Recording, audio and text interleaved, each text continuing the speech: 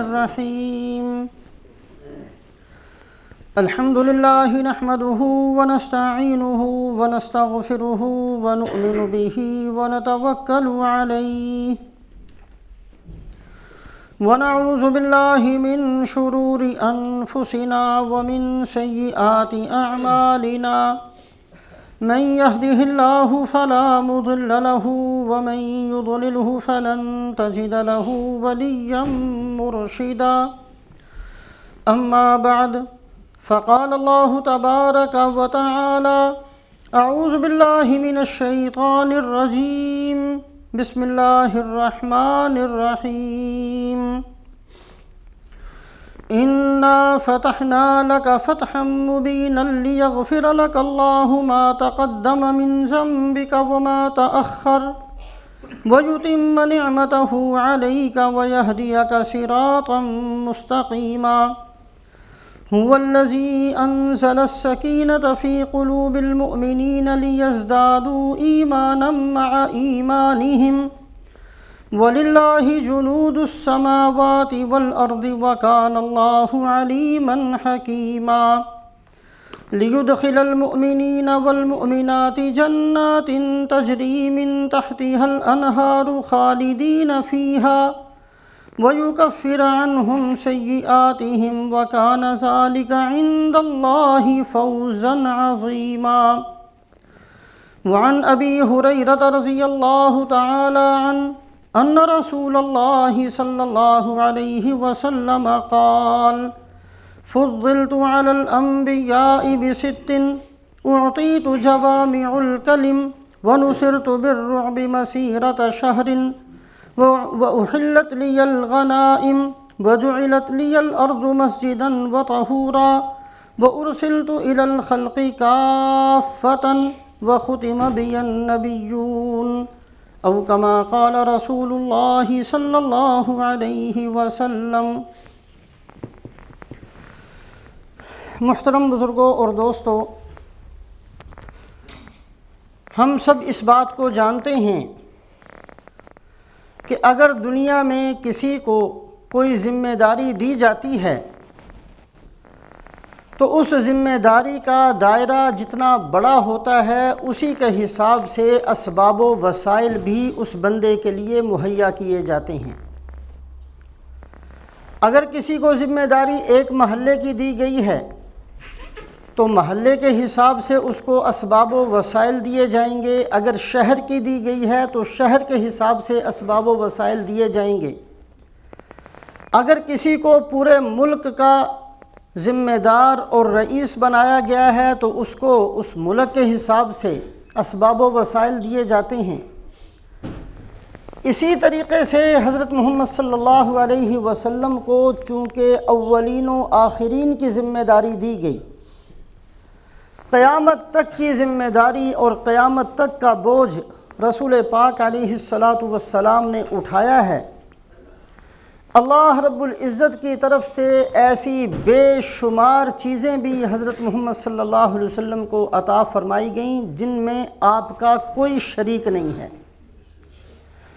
ویسے تو تمام کی تمام خوبیاں جو انبیاء سابقین کو دی گئیں، ان تمام خوبیوں میں بھی حضرت محمد صلی اللہ علیہ وسلم کو ایک امتیازی شان عطا فرمائی گئی ہے۔ علم سب کو دیا گیا، لیکن اس علم کے اندر بہت بڑی امتیازی شان صرف رسول پاک علیہ السلام کو دی گئی۔ تقویٰ، طہارت اور کمالات اور خوبیاں تمام نبیوں کے پاس ہیں، لیکن سرکار دو عالم حضرت محمد صلی اللہ علیہ وسلم کے پاس جو خوبی اور کمالات ہیں وہ بہت بڑے امتیازی شان والے ہیں۔ سمجھانے کے لیے صلحاء مثال دیتے ہیں کہ ایک آدمی کے جسم کے اندر اللہ پاک نے بہت ساری حواس محسوس کرنے والی قوتوں کو پیدا کیا ہے۔ ایک آدمی بہت ساری چیزوں کا علم آنکھ سے حاصل کرتا ہے، بہت ساری چیزوں کا علم کان سے سن کر حاصل کرتا ہے، کچھ چیزوں کا علم زبان سے چکھ کر حاصل ہوتا ہے۔ جیسے ایک انسان کی آنکھ، یہ تو ممکن ہے کہ اس کی نظر بڑی تیز ہو، لیکن آنکھ سے صرف دیکھنے کا کام لیا جائے گا، سننے کا کام نہیں لیا جا سکتا۔ ایک آدمی کے کان بڑے تیز ہو سکتے ہیں لیکن کان سے چکھنے کا کام نہیں لیا جا سکتا، صرف سننے کا کام لیا جائے گا۔ ایک انسان کی قوت ذائقہ بڑی زبردست قسم کی محسوس ہو سکتی ہے، ذرا ذرا سی چیزوں کو وہ محسوس کر سکتا ہے، لیکن زبان سے دیکھنے کا کام نہیں لیا جائے گا۔ اسی طریقے سے حضرات انبیاء علیہم الصلوات و تسلیمات دنیا میں تشریف لائے تو ان کے علم کا اور ان کے عمل کا ایک محدود دائرہ تھا۔ جیسے آنکھ نے صرف دیکھنا ہے اور جیسے کان نے صرف سننا ہے، اور انسان کے جسم کے اندر ہی ایک دماغ ہوتا ہے جو ان ساری طاقتوں سے حاصل ہونے والے علم کو محفوظ رکھتا ہے۔ جو علم آنکھ نے دیکھا وہ علم بھی دماغ کے اندر محفوظ، جو کانوں نے سنا وہ علم بھی دماغ کے اندر محفوظ، جس کی لذت زبان نے محسوس کی وہ ذائقہ بھی دماغ کے اندر محفوظ۔ اسی طریقے سے ہاتھ اگر کسی چیز کو پکڑ کر اس کی سختی یا نرمی کو محسوس کرتا ہے تو یہ چیز بھی دماغ کے اندر محفوظ ہوتی ہے۔ ساری قوتیں جو انسان کے اندر ہیں ان کا ایک چھوٹا سا دائرہ، لیکن دماغ جو اللہ نے قوت کے طور پر دیا ہے اس کا دائرہ بہت زیادہ وسیع ہے۔ بالکل اسی طریقے سے انبیاء سابقین، ان کے علم و عمل کا ایک محدود دائرہ تھا، اسی کے اندر رہتے ہوئے ان حضرات نے اللہ پاک کی طرف سے سونپی گئی ذمہ داری کو ادا کیا ہے۔ رسول پاک علیہ الصلاۃ والسلام ان کا دائرہ ایسے ہے جیسے دماغ سارے کے سارے علوم جتنے نبیوں کو ملے ہیں، جیسے دماغ سب کو محفوظ رکھتا ہے، رسول پاک علیہ الصلاۃ والسلام کو بھی اولین و آخرین کا علم دیا گیا۔ اور بالکل اسی طریقے سے اگر ایک بندے کی آنکھیں نہ ہوں تو وہ بندہ زندہ رہ سکتا ہے، ایک آدمی کے کان سنتے نہ ہوں اس کی زندگی گزر سکتی ہے، ایک آدمی کی زبان کے اندر اتنی طاقت نہ ہو کہ وہ ذائقوں کے فرق کو محسوس کرے، پھر بھی یہ بندہ زندہ رہ سکتا ہے۔ لیکن اگر دماغ نہ ہو تو اس بندے کی زندگی کوئی معقول طریقے سے نہیں گزرا کرتی۔ اسی طریقے سے انبیاء علیہم الصلوات و تسلیمات جو دنیا میں تشریف لائے، اگر ان میں سے کوئی نبی نہ ہوتے تو انسانیت پیدا بھی ہو سکتی تھی، انسانیت اپنی زندگی بھی گزار سکتی تھی۔ اگر حضرت نوح علیہ السلام نہ آتے تو دنیا کو پیدا کر دیا جاتا اور دنیا زندہ رہ سکتی تھی۔ موسیٰ علیہ السلام نہ آتے تو دنیا کی پیدائش ہو سکتی تھی، زندگی ہو سکتی تھی، لیکن رسول پاک علیہ السلام کو اگر پیدا نہ کرنا ہوتا تو اللہ پاک کائنات میں سے کسی بھی چیز کو پیدا نہ فرماتے۔ تو رسول پاک علیہ السلام ویسے تو ہر خوبی کے اندر اور ہر کمال کے اندر جو انبیاء سابقین کو اللہ کی طرف سے ملا ہے، رسول پاک علیہ السلام امتیازی شان رکھتے ہیں۔ اس کے علاوہ سینکڑوں وہ چیزیں ہیں جو اللہ پاک نے بیان فرمائیں اور رسول پاک علیہ السلام نے ان کی خبر دی ہے، جس میں رسول پاک علیہ السلام کو ایسی امتیازی شان ملی ہے جس میں کوئی نبی بھی آپ کا شریک نہیں ہے، کسی اور کو شرکت نہیں دی گئی، صرف اور صرف خواص کے طور پر، خاصہ کے طور پر حضرت محمد صلی اللہ علیہ وسلم کو وہ نعمتیں اللہ کی طرف سے عطا فرمائی گئیں۔ سورہ فتح کے اندر فرمایا اِنَّا فَتَحْنَا لَكَ فَتْحًا مُبِينًا لِيَغْفِرَ لَكَ اللَّهُ مَا تَقَدَّمَ مِن ذَنبِكَ وَمَا تَأَخَّرَ۔ یہ صرف رسول پاک علیہ السلام کی خوبی ہے۔ اللہ پاک نے اعلان فرما دیا، ہم نے آپ کے اگلے پچھلے سارے کے سارے گناہ معاف کر دیے ہیں۔ اس بات کو سامنے رکھنے کی ضرورت ہے کہ انبیاء معصوم ہوا کرتے ہیں، نبیوں سے گناہ نہیں ہوتا۔ انبیاء کی طرف اگر قرآن پاک کے اندر مغفرت کا لفظ منسوب کیا جاتا ہے تو اس سے مراد وہ چیزیں ہوتی ہیں جن چیزوں کو نبی اپنی عظمت شان کی وجہ سے بہت بڑا سمجھا کرتے ہیں۔ مثال کے طور پر مکے والوں نے رسول پاک علیہ السلام سے چند سوالات کیے، آپ نے فرمایا اس کا جواب کل دوں گا، اور انشاءاللہ آپ نے نہیں فرمایا۔ اللہ پاک نے آیت شریفہ نازل فرمائی ولا تقولن لشيء انی فاعل ذلك غدا الا ان یشاء اللہ، اے محمد صلی اللہ علیہ وسلم کبھی بھی یہ نہ فرمایا کریں کہ یہ کام میں نے کل کر لینا ہے، مگر یہ کہ انشاءاللہ ضرور کہا کریں۔ ہمارے لیے یہ چیز کوئی گناہ کی چیز نہیں ہے۔ انبیاء کی شان بہت اونچی ہوا کرتی ہے۔ انبیاء علیہم الصلوات و تسلیمات اپنی عظمت شان کی وجہ سے ان چیزوں پر بھی اللہ سے ڈرا کرتے ہیں۔ رسول پاک علیہ الصلوۃ والسلام غزوہ تبوک میں تشریف لے گئے۔ آپ صلی اللہ علیہ وسلم جب واپس تشریف لائے، غزوہ تبوک کے اندر اعلان یہ تھا کہ سب نے جانا ہے۔ بہت سارے کچھ مسلمان بھی نہ جا سکے اور بہت سارے منافقین بھی اس غزوے میں شریک نہ ہوئے۔ آپ صلی اللہ علیہ وسلم تشریف لائے، جو مسلمان تھے انہوں نے آ کر اپنے جرم کا اعتراف کر لیا، ہم سے غلطی ہو چکی ہے۔ اللہ پاک نے ان کی توبہ کو قبول کیا۔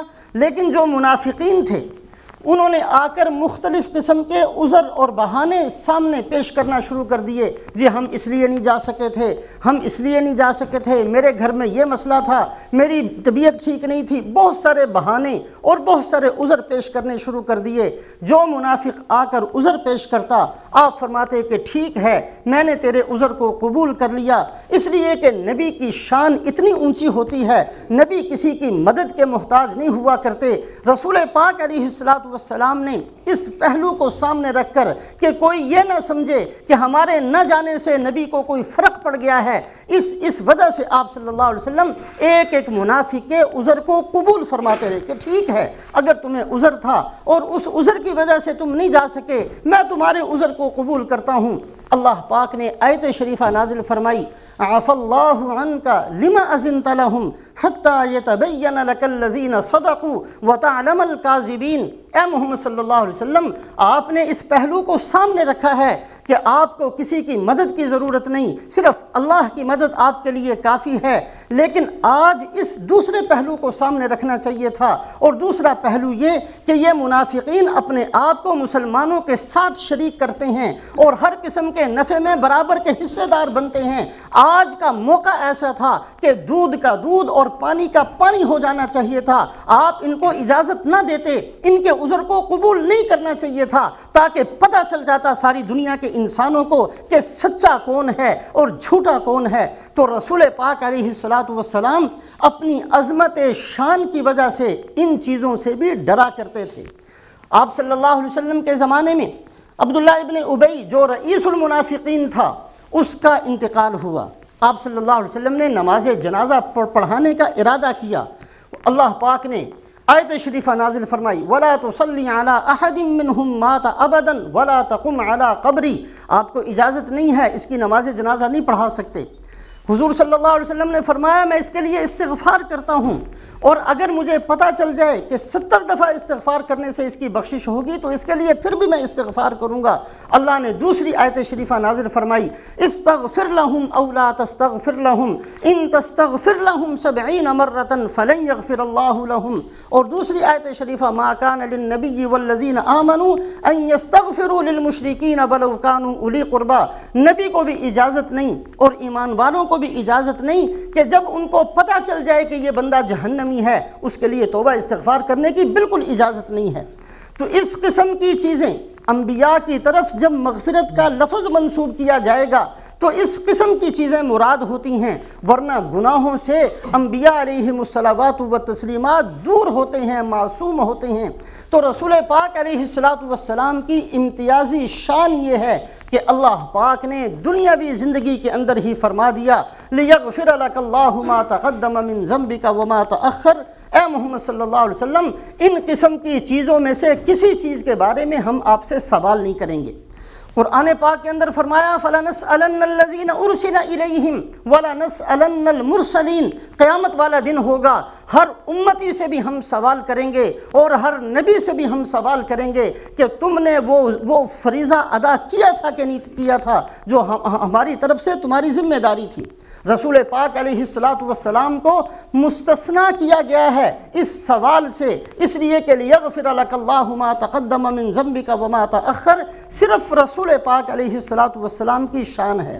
اسی وجہ سے حدیث شفاعت جب ساری کی ساری دنیا کے انسان انبیاء علیہم الصلوات و تسلیمات کے پاس جائیں گے اور ہر نبی دوسرے نبی کی طرف بھیجیں گے، آخر کے اندر حضرت عیسیٰ علیہ السلام کے پاس جائیں گے تو حضرت عیسیٰ علیہ السلام جو الفاظ ارشاد فرمائیں گے، حدیث پاک کے اندر ان الفاظ کو ذکر کیا گیا۔ حضرت عیسیٰ علیہ السلام فرمائیں گے اذهبوا الى عبد غفرہ اللہ ما تقدم من ذنبہ وما تأخر، اے انسانوں تم بہت سارے انبیاء کے پاس جاتے ہو، آج کسی نبی نے سفارش نہیں کرنی ہے، اس لیے کہ ہر نبی اپنی عظمت شان کی وجہ سے اللہ کے سامنے کھڑے ہونے سے خوف زدہ ہے، صرف رسول پاک علیہ السلام ایسی ذات ہیں اللہ پاک ان کے بارے میں اعلان کر چکے لیغفر لک اللہ ما تقدم من ذنبک وما تأخر، اس وجہ سے حضور اکرم صلی اللہ علیہ وسلم تمہاری سفارش کریں گے۔ تو آپ صلی اللہ علیہ وسلم تمام ان خوبیوں میں بھی امتیازی شان رکھتے ہیں جو تمام نبیوں کو دی گئی ہیں، اور رسول پاک علیہ السلام علیحدہ طور پر مستقل طور پر ایسی بہت ساری چیزوں کے مالک ہیں جس میں کسی اور نبی کو بھی شریک نہیں کیا گیا۔ ان میں سے ایک یہ آیت شریفہ لیغفر لک اللہ ما تقدم من ذنبک وما تأخر۔ دوسری آپ صلی اللہ علیہ وسلم کی خصوصیت جس میں کوئی بھی آپ کا شریک نہیں ہے، آپ صلی اللہ علیہ وسلم نے مکہ کے اندر محنت شروع فرمائی، ابتدائی زمانے کے اندر تکلیفیں، تکذیب، تعذیب، لوگوں نے ستانا، تنگ کرنا، جھٹلانا، بہت کچھ کیا، واقعات ہم سنتے رہتے ہیں۔ وہ چند حضرات جو ایمان میں داخل ہو چکے، انہوں نے آپ صلی اللہ علیہ وسلم سے آ کر سوال کیا، یا رسول اللہ صلی اللہ علیہ وسلم آخر اس دعوت کا نتیجہ کیا ہوگا؟ عام طور پر انسان جلد باز ہوتا ہے، جب بھی کوئی چیز شروع ہوتی ہے تو پوچھتا ہے کہ اچھا آخر اس کا انجام کیا ہونا ہے۔ چند صحابہ کرام رضوان اللہ علیہم اجمعین نے آ کر یہ سوال کیا، یا رسول اللہ صلی اللہ علیہ وسلم انجام کیا ہوگا آپ کی دعوت کا؟ آپ جس دین کو لے کر آئے ہیں اس دین کا نتیجہ کیا نکلے گا؟ کیا سارے لوگ مسلمان ہو جائیں گے؟ کیا چند لوگ مسلمان ہوں گے؟ اللہ پاک نے سورہ احقاف کی آیت نمبر 9 کے اندر حکم دیا، قل ما كنت بدعا من الرسل ما ادری ما يفعل بی ولا بکم ان اتبع الا ما یوحى الی وما انا الا نذیر مبین۔ یہ وہ جواب تھا جو تمام نبیوں کا جواب ہوا کرتا ہے۔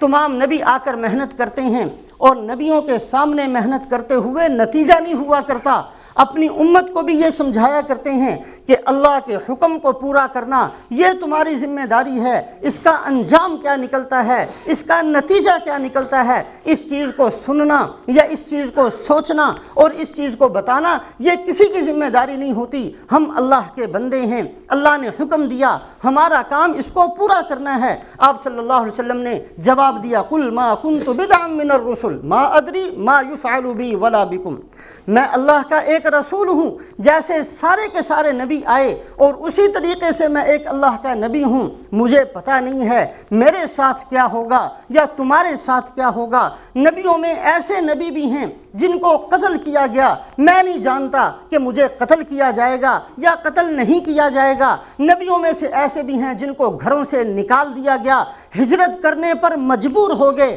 مجھے نہیں پتا کہ مجھے مکے میں رہنے دیا جائے گا یا مکے سے نکال دیا جائے گا۔ نبیوں میں سے ایسے بھی ہیں جن کا ماننے والا ایک تھا، جن کے ماننے والے 2 تھے، جن کے ماننے والا کوئی بھی نہیں تھا، مجھے پتہ نہیں ہے میری بات کو کوئی قبول کرے گا یا نہیں کرے گا۔ چند بندے کریں گے یا بہت سارے بندے کریں گے، ما ادری ما یفعل بی ولا بکم، اور نہ مجھے یہ پتہ ہے کہ تمہارے ساتھ کیا ہونا ہے۔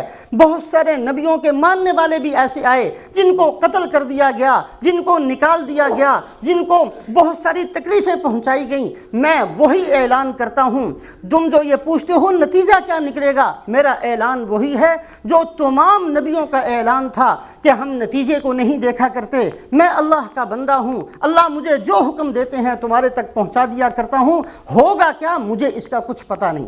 اس کے بعد اللہ پاک نے دوسری آیت شریفہ جس میں آپ کی امتیازی خصوصیت کو بیان کیا کہ ٹھیک ہے نبیوں کی طرح آپ بھی نبی ہیں، لیکن جو سارے نبیوں میں سے جس کے ساتھ ہوا وہ آپ کے ساتھ نہیں ہونے کا हुवल्लज़ी अरसला रसूलहु बिलहुदा व दीनिल हक़्क़ि लियुज़हिरहु अलद्दीनि कुल्ली वलौ करिहल मुशरिकून। ए मोहम्मद सल्लल्लाहु अलैहि वसल्लम, आपको इम्तियाज़ी खुसूसियत दी जाती है। नबियों में से किसी की मानी गई, किसी की नहीं मानी गई, किसी को गलबा मिला, किसी को नहीं मिला, लेकिन आपके मानने वाले ऐसे होंगे कि सारी ज़मीन आपके मानने वालों से भर जाएगी और आपके दीन को सारी दुनिया के दीनों पर गलबा देना ये हमारी जिम्मेदारी और हमारा काम है। हम आपसे ये वादा करते हैं। गलबा, जो नबियों को गलबा मिला करता है, इसकी बहुत सारी सूरतें होती हैं। हज़रत नूह अलैहिस्सलाम को गलबा मिला, लेकिन गलबे की सूरत ये थी कि सारे ना मानने वालों को ख़त्म कर दिया गया। 80-82 आदमी थे जिन्होंने इस्लाम को कबूल किया था, सिर्फ उन्हीं को बाकी रखा गया। एक गलबे की सूरत ये भी थी। तो अल्लाह पाक ने जो ये फरमाया कि ए मोहम्मद सल्लल्लाहु अलैहि वसल्लम, हम आपके दीन को सारे दीनों पर गालिब करेंगे, तो उसके बाद ये भी फरमा दिया कि उसकी सूरत हज़रत नूह अलैहिस्सलाम वाली नहीं होगी कि सबको तहस नहस करके ख़त्म कर दें और सिर्फ 80-82 जो आपके मानने वाले हैं उनको बाकी छोड़ें। नहीं, बल्कि आपके मानने वालों की कसरत बहुत ज़्यादा होगी। हुज़ूर अकरम सल्लल्लाहु अलैहि वसल्लम ने उस कसरत को बयान फरमाया। आपने फरमाया क़यामत वाले दिन अल्लाह पाक हज़रत आदम अलैहिस्सलाम को इरशाद फरमाएंगे, या आदम, हज़रत आदम अलैहिस्सलाम कहेंगे लब्बैक रब्बी व सअदैक, ए अल्लाह मैं हाजिर हूँ। अल्लाह की तरफ से हुक्म होगा कि अपनी औलाद में से जो जहन्नम का हिस्सा है उसको निकाल लो। हज़रत आदम अलैहिस्सलाम सवाल करेंगे, ए अल्लाह कितनों में से कितनों को निकाल लूँ? अल्लाह पाक की तरफ से हुक्म होगा, मिन कुल्ली अल्फिन तिस्उमिअतिन व तिसअतुन व तिसईन रजुलन, हर 1000 में से 999 को निकालो और उनको जहन्नम में फेंक दिया जाएगा।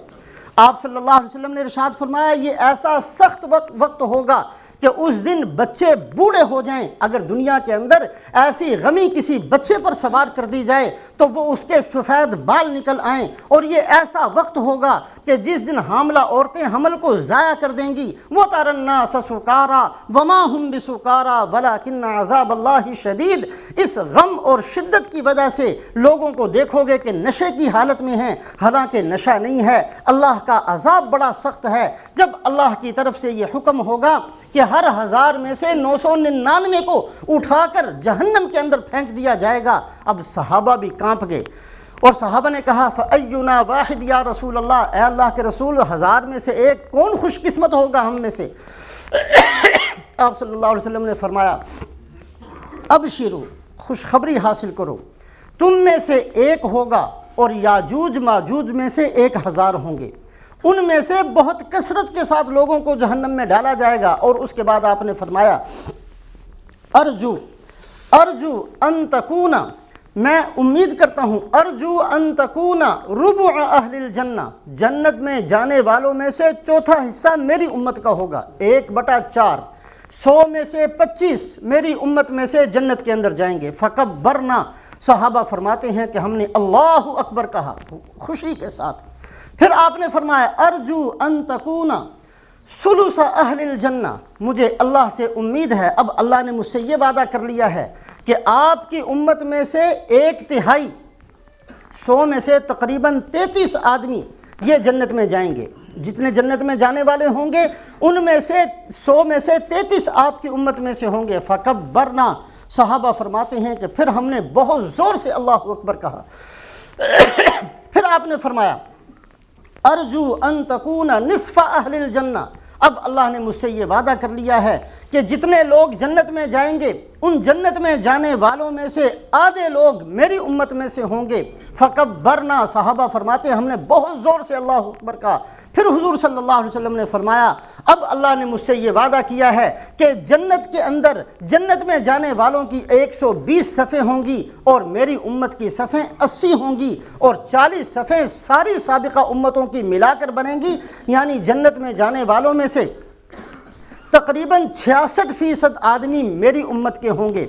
और उसके बाद फरमाया कि जन्नत में जो लोग जाएंगे, जन्नत में जाने वालों में मेरी उम्मत ऐसे नज़र आएगी जैसे एक बैल हो और सफ़ेद रंग का हो और उसके ऊपर एक काला बाल हो। वो काला बाल जैसे नुमाया तौर पर नज़र आता है, ऐसे मेरी उम्मत اتنے عزت و احترام کے ساتھ جنت میں داخل کی جائے گی کہ ایسے نظر آئے گی۔ تو آپ صلی اللہ علیہ وسلم سے جو اللہ پاک نے امتیازی وعدہ فرمایا، ہم آپ کے دین کو سارے دینوں پر غالب کریں گے، تو یہ غلبہ وہ غلبہ نہیں ہوگا جیسے حضرت نوح علیہ السلام کے ساتھ کیا گیا کہ باقی ہی نہیں چھوڑا گیا، نہیں، بلکہ آپ کے ماننے والے کثرت سے ہوں گے، اور آپ کے ماننے والے جو ہوں گے ان کے عمل کو قبول بھی اللہ پاک کریں گے اور وہ جنت میں بھی جائیں گے۔ اور اس کے بعد فرمایا کہ جنت میں جو لوگ جائیں گے وَكُنْتُمْ أَزْوَاجًا ثَلَاثًا، جنت میں جانے والے قیام حشر کے دن 3 جماعتوں میں لوگوں کو تقسیم کیا جائے گا۔ کچھ لوگ ہوں گے دائیں طرف، یہ جنت والے ہیں، کچھ لوگ ہوں گے بائیں طرف، یہ جہنم والے ہیں، اور کچھ وہ لوگ ہوں گے جو جنت میں تو جانا ہے لیکن ان کا مقام اور مرتبہ اتنا اونچا اور اتنا اعلیٰ ہے کہ اللہ پاک ان کو اپنے سامنے بٹھائیں گے۔ السابقون السابقون اولئک المقربون فی جنات النعیم ثلۃ من الاولین وقلیل من الآخرین۔ یہ آیت شریفہ نازل ہوئی۔ یہ سابقون السابقون کا درجہ حاصل کرنے والے جتنی امتیں دنیا کے اندر آئی تھیں ان میں سے بہت بڑی جماعت ہوگی سابقون السابقون کی، اور اس امت میں سے بہت تھوڑے سے لوگ ہوں گے۔ صحابہ اکرام رضوان اللہ علیہم اجمعین کو پریشانی ہوئی۔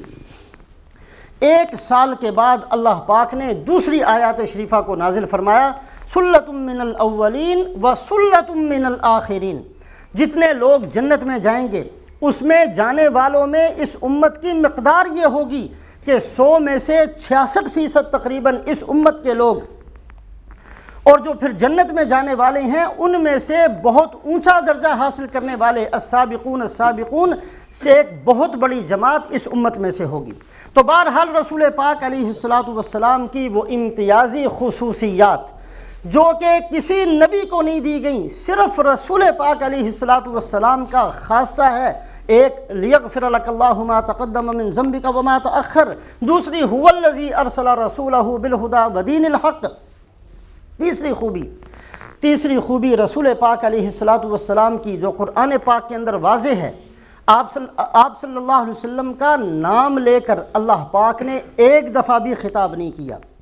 یا آدم اسکن انت وزوجک الجنہ، اے آدم زمین میں چلے جاؤ اور زمین میں جا کر رہنا شروع کرو۔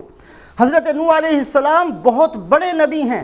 قال یا نوح انہ لیس من اہلک، اللہ نے بلایا، خطاب کیا تو یا نوح کہہ کر خطاب کیا۔ حضرت ابراہیم علیہ السلام اللہ کے خلیل ہیں، یا ابراہیم اعرض عن ھذا انہ قد جاء امر ربک، اللہ خطاب کرتے ہیں تو یا کہہ کر خطاب کرتے ہیں۔ حضرت موسیٰ علیہ السلام بہت بڑے ہیں، وکان عند اللہ وجیہا، اللہ فرماتے ہیں کہ موسیٰ علیہ السلام کا بہت بڑا مقام ہے ہمارے نزدیک۔ اللہ نے خطاب کیا وما تلک بیمینک یا موسیٰ، اے موسیٰ آپ کے ہاتھ میں کیا ہے۔ حضرت عیسیٰ علیہ السلام بہت بڑے اللہ کے نبی ہیں۔ اذ قال اللہ یا عیسیٰ انی متوفیک، بڑے بڑے نبیوں کو خطاب کیا ہے تو یا کہہ کر خطاب کیا۔ پورے قرآن کے اندر یا محمد کہہ کر اللہ پاک نے خطاب نہیں کیا۔ آپ کی عظمت کی وجہ سے، آپ کے ادب کی وجہ سے جہاں کہیں خطاب کیا یا ایھا النبی، یا ایھا المزمل، یا ایھا المدثر، صفات کے ساتھ اللہ پاک نے خطاب فرمایا۔ یہ صرف رسول پاک علیہ الصلاۃ کی خصوصیت ہے۔ ایک اور خصوصیت آپ صلی اللہ علیہ وسلم کی جو کسی اور نبی کو نہیں دی گئی، وہ یہ کہ آپ صلی اللہ علیہ وسلم کی شان ایسی ہے، آپ صلی اللہ علیہ وسلم ابھی دنیا میں تشریف نہیں لائے کہ پہلے سے ایسے بندے پیدا ہوئے جنہوں نے آپ صلی اللہ علیہ وسلم کی نبوت پر اعلان کیا اور آپ صلی اللہ علیہ وسلم کی نبوت کو تسلیم کیا۔ مکے کے اندر زید ابن عمر رضی اللہ تعالیٰ یہ آپ صلی اللہ علیہ وسلم کی بعثت سے 5 سال پہلے انتقال کر گئے، لیکن یہ اعلان کیا کرتے کہ جو نبی آئیں گے میں ان پر پورا ایمان لاتا ہوں۔ ابھی آپ کی بعثت نہیں ہوئی، یہ پہلے انتقال کر چکے لیکن ایمان لا کر یہ دنیا سے گئے ہے۔ سورہ یاسین کے اندر اللہ پاک نے 3 بندوں کا قصہ بیان کیا، اور حضرت عیسیٰ علیہ السلام نے 2 آدمیوں کو بھیجا کہ جاؤ فلانی بستی کے اندر جا کر دین کی محنت کرو۔ بستی والوں نے انکار کیا۔ ایک بندے نے جس کا نام حبیب تھا اس نے ان پر ایمان کو قبول کیا۔ عیسیٰ علیہ السلام کے پاس آئے، انہوں نے پھر ایک اور بندہ ساتھ ملا کر بھیج دیا، 3 آدمیوں کو بھیج دیا۔ یہ حبیب نجار جن کا نام تھا، انہوں نے بھی رسول پاک علیہ السلام کی بعثت سے تقریباً 500 سال پہلے آپ صلی اللہ علیہ وسلم پر اپنے ایمان لانے کا اعلان کیا۔ تبع اکبر یمن کے بادشاہ، مصر کے جو بادشاہ ہوتے تھے وہ اپنا لقب فرعون رکھتے، روم کے بادشاہ ہوتے اپنا لقب قیصر رکھتے، ایران کے بادشاہ اپنے آپ کو کسریٰ کہا کرتے، یمن کے بادشاہ اپنے آپ کو تبع کہا کرتے۔ یہ تبع جو بہت سارے تبع تھے جو یمن کے بادشاہ تھے، ان میں سے ایک کا نام تھا اسعد ابن ابو کرب۔ حضور صلی اللہ علیہ وسلم کی بعثت سے 700 سال پہلے اس نے بڑی زمین کو فتح کیا، یہ یمن سے نکلا اور سمرقند کا علاقہ اس نے فتح کیا، سارے کا سارا مدینہ منورہ سے گزر ہوا تو مدینہ منورہ پر اپنے بیٹے کو حاکم بنا کر آگے چلا گیا۔ کسی وجہ سے اس زمانے کے اندر کسی نے اس کے بیٹے کو قتل کر دیا، اس کو بڑا سخت غصہ آیا، اپنی طاقت اور قوت پر بڑا ناز تھا اس کو، اسعد کو، لہٰذا اس نے ایک لشکر تیار کیا اور اس ارادے سے چلا کہ مدینہ منورہ کے اندر میں نے کسی کو زندہ باقی نہیں چھوڑنا۔ جب مدینہ منورہ کے اندر پہنچا اور لڑائی شروع کی، مدینہ منورہ آپ صلی اللہ علیہ وسلم کی بعثت سے 700 سال پہلے اس زمانے کے اندر اوس اور خزرج جو بعد میں صحابہ اور انصار بنے ہیں، یہ قبائل وہاں آباد تھے۔ ان کی عادت یہ تھی کہ دن میں لڑائی کیا کرتے اور رات ہو جاتی تو اس تبع کے سارے لشکر کو کھانا کھلاتے کہ تم ہو ہمارے مہمان۔ یہ مہمان نوازی مدینہ منورہ کے رہنے والوں کی گھٹی کے اندر صدیوں پہلے سے موجود تھی، اور صحابہ جب ہجرت کر کے گئے تو پھر اس کا زبردست اظہار انصار نے کیا ہے۔ بہرحال یہ تبع کے لشکر کو سارا دن اس سے لڑائی کرتے اور رات کو ان کے مہمان نوازی کرتے، اور اس زمانے کے اندر دین حق یہودیت تھا۔ یہودی دو عالم تبع کے پاس آئے اور آ کر کہا کہ یہ جو شہر ہے، یہ شہر بڑی عزت والا شہر ہے، اس میں نبی آخر الزمان آنے والے ہیں، ہجرت کریں گے اور یہاں آ کر ان کا قیام ہوگا، ان کا مسکن یہ ہوگا، اس شہر کے اوپر بری نگاہ نہ ڈالو۔ اس نے کہا اچھا وہ نبی کیسے ہوں گے؟ ان یہودی علماء نے جو تورات کے اندر رسول پاک علیہ السلام کی خوبیاں لکھی ہوئی تھی ساری کی ساری بیان کی۔ اس تبع نے جس کا نام اسد تھا، اس نے کہا میں تمہیں گواہ بناتا ہوں کہ میں محمد الرسول اللہ صلی اللہ علیہ وسلم پر ایمان لے آیا۔ مدینہ منورہ کے اندر ایک گھر بنایا اور یہ ان لوگوں کو کہا کہ یہ میری طرف سے ہدیہ ہوگا رسول پاک علیہ السلام کی خدمت میں، میرے ہوتے ہوئے تشریف لائے تو میں خود اپنے ہاتھوں سے بطور ہدیہ کے پیش کروں گا، اور اگر میرے ہوتے ہوئے نہ آئے میں اپنی اولادوں کو وصیت کر کے جاؤں گا اور وہ اپنی اولادوں کو وصیت کر کے جائیں۔ رسول پاک علیہ السلام نے جب ہجرت فرمائی ہے، حضرت ابو ایوب انصاری میزبان بنے ہیں، اور حضرت ابو ایوب انصاری جس گھر میں رہا کرتے تھے یہ وہی گھر تھا جو تبع اکبر نے رسول پاک علیہ السلام کی خدمت میں ہدیہ کیا۔ آپ صلی اللہ علیہ وسلم نے قدردانی کی ہے حضرت ابو ایوب انصاری کی کہ یہ فرمایا کہ میں نے تیری میزبانی کو قبول کیا۔ حقیقت یہ تھی کہ ابو ایوب انصاری خود رسول پاک علیہ السلام کے گھر میں بہت عرصے سے ٹھہرے ہوئے تھے۔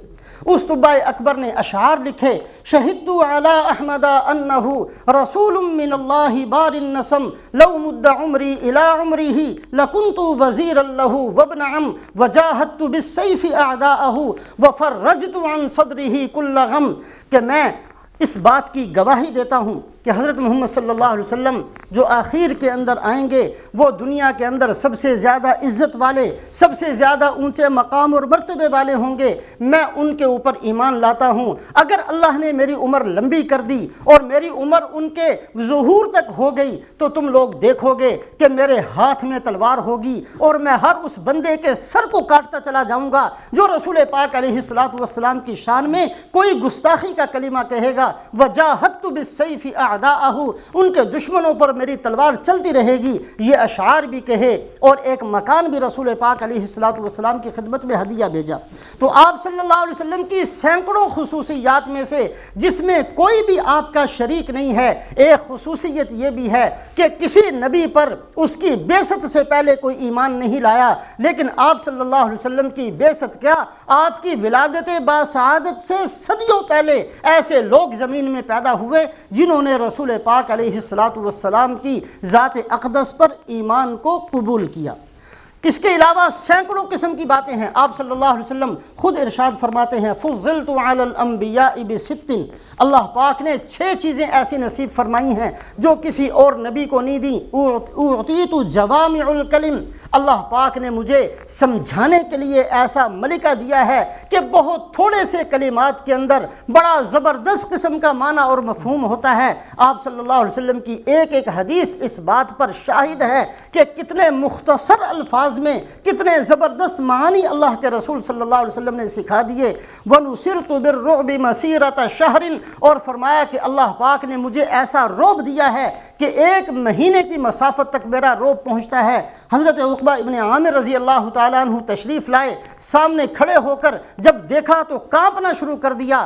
آپ نے فرمایا ہون علیک نفسک انی لست بملک جبار، اے صحابی اپنے آپ کو ہلکا رکھو، ایسے کانپنے کی اور ڈرنے کی ضرورت نہیں ہے، میں کوئی ظالم بادشاہ نہیں ہوں، میں تو اللہ کا نبی ہوں۔ ایک عورت آئی اور دیکھتے ہی کانپنا شروع کر دیا۔ آپ نے فرمایا یا مسکینہ علیک السکینہ، اطمینان سے ٹھہرو، میں ایسی عورت کا بیٹا ہوں۔ تواضع کی وجہ سے فرمایا ایسی عورت کا بیٹا ہوں جو گوشت کو سکا کر کھا لیا کرتی تھی، ہم بادشاہوں کی اولاد نہیں ہیں، میں اللہ کا نبی ہوں۔ آپ صلی اللہ علیہ وسلم کو اتنا رعب ملا تھا کہ اگر کوئی بندہ دیکھتا تو وہ کانپ جایا کرتا، اور یہی وجہ ہے رسول پاک علیہ السلام کی شدت سے مخالفت ہوئی ہے، لیکن کسی بندے کو ہمت اور جرت نہیں ہوئی کہ سامنے آ کر دست درازی کر سکے۔ طائف کے اندر تشریف لے گئے، کسی سردار کو خود ہمت نہیں ہوئی کہ سامنے آ کر مقابلہ کرتے، چھوٹے چھوٹے بچوں کو پیچھے لگایا ہے۔ غزوہ احد کے اندر دندان مبارک شہید ہوا تو ایک ہنگامی حالت تھی جس کے اندر دندان مبارک شہید ہوا، سامنے آ کر مقابلہ کرنے کی ہمت اور جرت نہیں ہوئی۔ آپ صلی اللہ علیہ وسلم اکیلے حرم کے اندر نماز پڑھتے ہیں، سجدے کے اندر جاتے ہیں تو وہ مکے کے سردار اوجڑی لا کر سجدے کی حالت میں رکھتے ہیں، جانتے ہیں کہ اس وقت اللہ کے نبی نماز کے اندر ہیں، اس وقت ہم جو چاہیں کر سکتے ہیں۔ آپ صلی اللہ علیہ وسلم کے سامنے آ کر مقابلہ کرنے کی، ہاتھ ڈالنے کی، رعب کی وجہ سے کسی کو ہمت نہیں ہوئی۔ نصرت بالرعب مسیرۃ شہر واحلت لی الغنائم، جتنی امتیں پہلے آئی ہیں ان کے لیے مال غنیمت حرام تھا، ان کے لیے قربانی کا کھانا حرام تھا، ان کے لیے حکم یہ تھا کہ جس نے صدقہ کرنا ہے، جس نے خیرات کرنا ہے، وہ اپنے مال کو نکالے، ایک میدان کے اندر جا کر رکھ دے، آسمان سے آگ آتی تھی اس کو کھا جایا کرتی، جس کا مال کھا لیا کرتی، نشانی ہوتی کہ اس کا مال قبول ہو گیا، اور جس کا مال پڑا رہ جاتا دلیل ہوتی کہ اس کے صدقے کو اللہ نے قبول نہیں کیا۔ اللہ پاک نے اس امت کے فقراء پر بھی مہربانی فرمائی کہ صدقہ کھانا ان کے لیے حلال کر دیا، اور اللہ پاک نے ستاری بھی فرمائی۔ اگر آگ آ جاتی اور مال کسی کا نہ کھاتی، ساری دنیا کو پتہ چل جاتا اس کا مال اس قابل ہی نہیں ہے کہ قبول کیا جائے۔ ستاری کا معاملہ بھی ہے اس امت کے ساتھ، اور اللہ پاک نے اس امت کے لیے مال غنیمت کو اور صدقات اور قربانیوں کا کھانا بھی حلال کر دیا۔ وَأُحِلَّتْ لِيَ الْغَنَائِمُ وَجُعِلَتْ لِيَ الْأَرْضُ مَسْجِدًا وَطَهُورًا، اللہ پاک نے میرے لیے زمین کو نماز پڑھنے کی جگہ بنا دیا اور پاکی کی جگہ بنا دیا۔ تیمم کا مسئلہ صرف اس امت کے لیے ملا ہے، اور اسی طریقے سے یہ امت جہاں چاہے جس زمین کے حصے میں چاہے نماز پڑھ سکتی ہے۔ یہود و نصارہ کی عبادت مخصوص ہے اپنے چرچوں کے ساتھ، اپنے گرجوں کے ساتھ، باہر نماز نہیں پڑھ سکتے اور عبادت نہیں کر سکتے، یہ بھی اس امت کی خصوصیت ہے۔ وَأُرْسِلْتُ إِلَى الْخَلْقِ كَافَّةً، جتنے نبی آئے ہیں وہ اپنے زمانے کے لیے آئے ہیں، لیکن رسول پاک علیہ السلام اولین و آخرین کے لیے نبی۔ وَخُتِمَ بِيَ النَّبِيُّونَ، اور اللہ پاک نے مجھ پر نبوت کو ختم کیا۔ آپ صلی اللہ علیہ وسلم کی وجہ سے اس امت کو یہ خصوصیت ملی ہے کہ جتنی امتیں پہلے آئیں ان کی کمزوریاں اور ان کی بدعملیاں اور ان کا نبیوں کو ستانا اور تکلیفیں پہنچانا چونکہ پہلے گزر چکی، قرآن کے اندر بیان کر دیا گیا، لوگ پڑھتے رہیں گے۔ اس امت کو آخر کے اندر بھیجا گیا تاکہ اس امت کا کوئی قصہ نہ بیان کیا جائے، یہ امت ختم ہو تو قیامت آ کر امت کو ختم کر دیا جائے۔ وَخُتِمَ بِيَ النَّبِيُّونَ، رسول پاک علیہ السلام کو سینکڑوں ایسی خصوصیات ملی ہیں جس میں کوئی بھی آپ کا شریک نہیں ہے۔ آپ صلی اللہ علیہ وسلم نے جب دنیا کو چھوڑنا تھا، حدیث پاک کے اندر آتا ہے، حضرت جبرائیل علیہ السلام تشریف لائے، ان اللہ ارسلنی تکریما لک وتشریفا لک وخاصۃ لک، اے یا رسول اللہ صلی اللہ علیہ وسلم، اللہ پاک نے مجھے آپ کے پاس بھیجا ہے آپ کے مقام اور آپ کی عزت و احترام کی وجہ سے، صرف آپ کی خصوصیت ہے۔ پہلے یہ ہے کہ جو نبی یا جو نیک بندہ دنیا سے جاتا ہے اس کا انتقال ہوتا ہے، اس کی روح کو فرشتے آسمانوں پر لے کر جاتے ہیں، اور آسمانوں والے پوچھتے ہیں کون ہے، بتایا جاتا ہے تو آسمانوں کے دروازے کھولے جاتے ہیں، استقبال کیا جاتا ہے۔ حضرت جبرائیل علیہ السلام نے کہا اللہ پاک نے مجھے بھیجا ہے اور میرے ساتھ آسمان دنیا کا فرشتہ جس کا نام اسماعیل ہے، اور اس فرشتے کی شان یہ ہے کہ یہ 1,00,000 فرشتوں کے اوپر ذمہ دار ہے، اور اس کے تحت جو 1,00,000 فرشتے ہیں ہر فرشتہ 1,00,000 پر ذمہ دار ہے۔ یہ اتنا بڑا نبی خود چل کر آپ کے پاس آیا ہے آپ کی عزت و احترام کی وجہ سے۔ اس کے بعد حضرت ملک الموت آتے ہیں، اجازت مانگتے ہیں، اور جب اجازت مانگتے یا رسول اللہ صلی اللہ علیہ وسلم اگر آپ چاہیں تو میں آپ کی روح کو قبض کر لوں، اور اگر آپ فرمائیں تو میں ایسے ہی واپس چلا جاتا ہوں۔ حضور صلی اللہ علیہ وسلم نے حضرت جبرائیل علیہ السلام کی طرف دیکھا، کیا جواب دیا جائے؟ حضرت جبرائیل علیہ السلام نے فرمایا ان اللہ قد اشتاق الیک یا رسول اللہ، اے اللہ کے رسول صلی اللہ علیہ وسلم، اللہ پاک آپ کی ملاقات کو بہت زیادہ مشتاق ہیں، لہٰذا آپ اب حکم دے دیجئے اور آپ اس دنیا کو چھوڑنے پر تیار ہو جائیے۔ تو رسول پاک علیہ السلام کو اس شان کے ساتھ کہ آسمانوں کے فرشتے لینے کے لیے آئے ہیں، یہ چیز بھی کسی اور کو نہیں ملی، صرف رسول پاک علیہ السلام کی خصوصیت ہے۔ اور اس کے بعد جتنے دنیا کے اندر نبی آئے، اللہ پاک نے اپنی حکمت اور اپنی مصلحت کے پیش نظر کسی نبی کا متعین طور پر روزہ اور ان کا مقبرہ کسی نبی کا بھی متعین نہیں ہے۔ اندازے ہیں، کچھ لوگوں کے اندازے ہیں کہ حضرت شعیب علیہ السلام آج کل اردن کے اندر ہیں، حضرت موسیٰ علیہ السلام کی قبر اسرائیل کے اندر ہے، ابراہیم علیہ السلام کی قبر وہاں ہے، اندازہ ہے۔ یقینی طور پر قرآن اور حدیث کی کوئی آیت اس بات پر نشاندہی نہیں کرتی کہ واقعی یہ ان حضرات انبیاء علیہم الصلوات و تسلیمات کی قبریں ہیں، سوائے رسول پاک علیہ السلام کے۔ اس لیے کہ قیامت تک امت کو جو کچھ ملنا ہے وہ آپ صلی اللہ علیہ وسلم ہی کی وجہ سے ملنا ہے۔ مدینہ منورہ کے اندر قحط آ گیا، لوگ حضرت عائشہ صدیقہ رضی اللہ تعالیٰ عنہ کی خدمت میں حاضر ہوئے، جی کیا کریں؟ حضرت عائشہ رضی اللہ تعالیٰ عنہ نے فرمایا آپ صلی اللہ علیہ وسلم کے روضہ اقدس اور آسمان کے درمیان میں جو چھت ہے، حجرہ مبارک کی جو چھت ہے، اس کے اندر سوراخ کر دو۔ جب سوراخ کرو گے تو آسمان رونا شروع کر دے گا، آپ صلی اللہ علیہ وسلم کی جدائی کا صدمہ برداشت نہیں ہوگا اور تمہارے اوپر بارش ہو جائے گی۔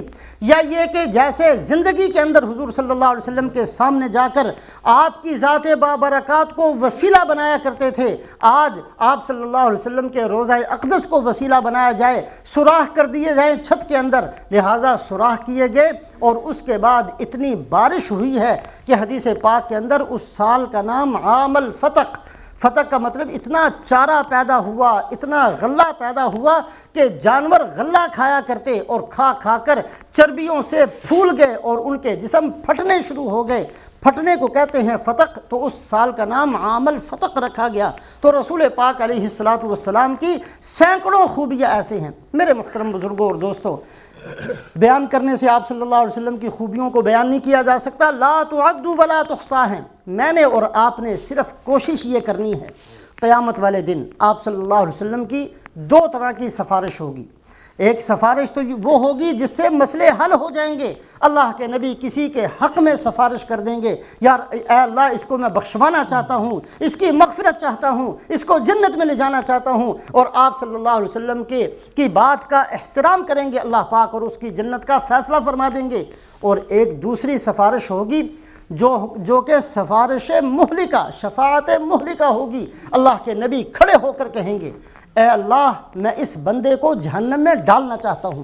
وقال الرسول یا ربی ان قوم اتخذوا هذا القرآن مہجورا، اے اللہ یہ وہ بندے ہیں جنہوں نے میری سنت کا مذاق اڑایا ہے، جنہوں نے میرے دین کو چھوڑا ہے، جنہوں نے مجھے تکلیف پہنچائی ہے، ان کے اعمال مجھ تک پہنچتے تھے اور مجھے تکلیف ہوتی تھی، آج میں ان کے خلاف اے اللہ میں ان کے خلاف دعوے دار بنتا ہوں۔ تو آپ صلی اللہ علیہ وسلم کی شفاعت ہمیں مل جائے، شفاعت منجیہ، ایسی شفاعت جس سے نجات ہونی ہے، ایسی شفاعت سے کچھ حصہ مل جائے، اور قیامت والے دن اللہ کے نبی ہمارے خلاف اللہ نہ کرے کہ دعوے دار بن جائیں، اس چیز سے ہم بچ جائیں۔ اس کے لیے اس چیز کو سامنے رکھ کر ہم نے زندگی گزارنی ہے، آنکھیں بند کر کے زندگی نہ گزاریں۔ دین آ گیا تو عمل کر لیا، نہ آیا تو چھوڑ کر آگے چلے گئے، سنت کا مذاق اڑاتے ہوئے چلے گئے، سنت کو چھوڑتے ہوئے چلے گئے، ساری زندگی کبھی بھی نیت نہیں کی کہ سنتوں پر عمل کرنا ہے، ایسی بےہودہ زندگی گزارنے کی نیتیں چھوڑ دیں۔ اللہ مجھے بھی عمل کی توفیق نصیب فرمائے، آپ حضرات کو۔